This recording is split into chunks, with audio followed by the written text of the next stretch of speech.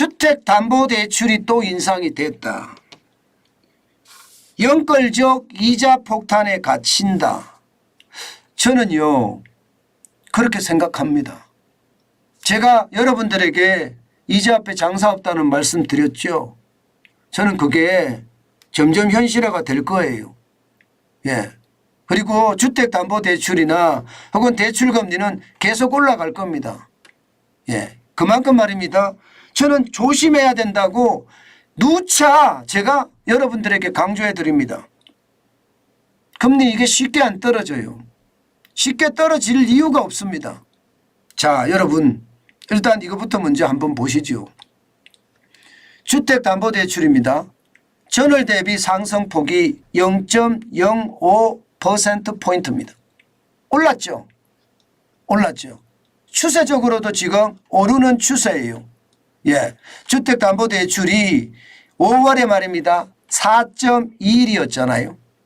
예, 6월에는 4.26이에요. 작년 10월에 4.82보다는 낮지만 지금 분위기는요. 계속 올라가는 추세예요. 올라가는 추세. 왜 올라갈까요? 여러분도 잘 아시는 거 있잖아요. 코픽스가 올라갑니다. 코픽스라는 게 8개 은행이 자금을 조달하는 비용 지수를 나타내잖아요. 이게 올라가기 때문에 올라갈 수밖에 없어요. 그러면 이게 왜 올라가느냐? 여러분 기본적으로 생각을 해보죠. 기본적으로. 부실채권 은행들이 떨어내면 어떻게 될까요? 분기 말이 되면 부실채권을 떨어서요 팔아버립니다. 그럼 그게 손실을 어떻게 메워요? 손실은 지금까지 이익으로 계속 메운다고요? 그렇게 되지 않습니다. 은행들의 어떤 경영평가를 하면요. 작년 대비 어떤가 이렇게 묻습니다. 작년 대비 어떤가. 작년에 좋았는데 올라 나빠졌다. 이거 은행들 못 참거든요. 그러면 대출금리를 올립니다. 부실채권이 지금 2금융권에서도 많이 떨어져 나가고 있고요. 1금융권에서도 부실채권을 굉장히 많이 떨어요. 그러면 당연히 그것을 어딘가에 부담을 시킬 수밖에 없거든요. 어딘가에. 그러면 대출금리가 올라가는 겁니다. 게다가 말입니다. 게다가 조달 비용도 제가 넣는다고 말씀을 드렸죠. 조달 비용이 결국은 채권의 발행 비용이에요. 채권의 발행 비용. 채권의 발행에 어떤 단기 채권이든 장기 채권이든 은행 채권들 잘 나가기는 합니다. 금리가 높아졌어요. 금리가 높아졌어요. 이게 시장에 따라서 달라지거든요. 시장 지표를 그대로 반영하는 금리가 3년 만기 국채금리가 시장 지표를 그대로 반영하는 금리라고 했잖아요. 이게 올라가. 그러면 조달금리가 더 많아져. 그러면 조달금리가 세지면 어떻게 될까요? 당연히 담보대출의 금리가 올라갈 수밖에 없습니다. 또 있습니다. 또 있습니다. 여러분 이게 여러분도 아시지만 저축성 예금금리 올라가잖아요. 지금 5월에 3.56%인데 6월에는요 3.69%가 됐어요. 0.13%가 올랐습니다. 0.13%. 그러면 예금금리가 오르면 이게 대출을 할 수 있는 자금이잖아요.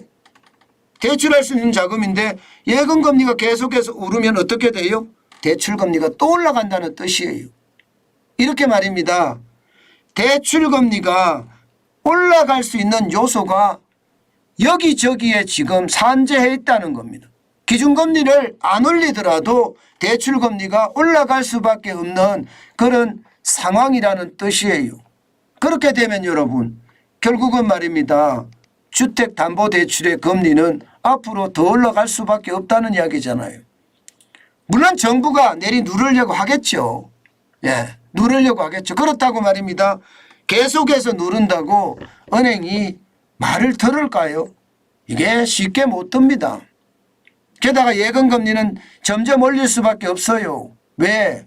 지금 주식시장의 거품이 심해지니까 오히려 예금 쪽으로 옮기는 게 좋겠다. 정부의 정책상도 아마 그런 생각이 있을 거고요. 게다가 국민들이 예금하는 게 이렇게 왜 싸? 대출은 금리를 이렇게 비싼데 이런 어떤 쉽게 말하면 여론도 있습니다. 그런 것을 감안해 보면 주택담보대출 금리는 앞으로 저는 더 올라갈 수밖에 없다고 생각을 합니다. 물론 이게 가중평균금리예요. 4.26%가 작년에 4.82보다는 낮지만 앞으로 더 올라갈 수 있다는 것 반드시 유념해 둬야 된다고 저는 생각합니다. 이거 가볍게 봤다가는요 저는 큰 코 다친다고 생각을 해요. 현재까지는 가계대출은 좀 내리고 있어요. 그나마 말입니다. 내리도 찔끔찔끔입니다. 예, 내리는 게 이게 내리는 게 아니다. 5월에 4.83에서 6월에 4.81이에요. 찔끔찔끔 내려요. 별로 안 내립니다. 이게 최대 5.64보다는 내렸지만 예, 그래도 8.1이라는 것은 가중평균 금리이기 때문에 부담이 됩니다. 예. 신용대출 금리도 말입니다. 내리긴 내립니다. 0.1%포인트를 내렸어요.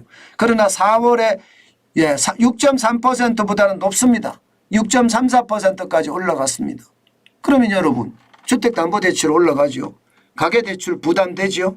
뭐 가계대출이야 신용대출하고 주택담보대출을 합산시켜서 내는 지표니까 예, 결국은 주택담보대출은 올라가고 신용대출은 조금 떨어지긴 하지만 지금 다시 올라가는 모양새.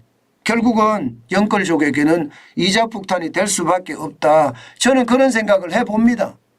제가 계속해서 말씀을 드리는데요. 예, 그만큼 말입니다. 지금 상황이 그렇게 썩 좋지는 않다고 보는 겁니다. 예, 금리 문제는 제가 늘 말씀을 드렸어요. 예, 이자 앞에 장사 없다는 말 아마 그 이야기가 현실이 될 거고요. 물가 쉬이 안 떨어집니다. 다시 국제유가가 올라가기 시작하는 것을 보면 물가가 떨어지려고 이게 금리를 올렸는데 이게 쉬이 안 떨어진다 그러면요. 결국은 예, 대출금리는 또 올라갈 수밖에 없다. 저는 그렇게 봅니다. 그래서 여러분 이자 폭탄 예, 저는 조심하시라는 말 자꾸 드리는 거예요. 너무 무리하게 예, 시장에 접근 안 했으면 좋겠습니다.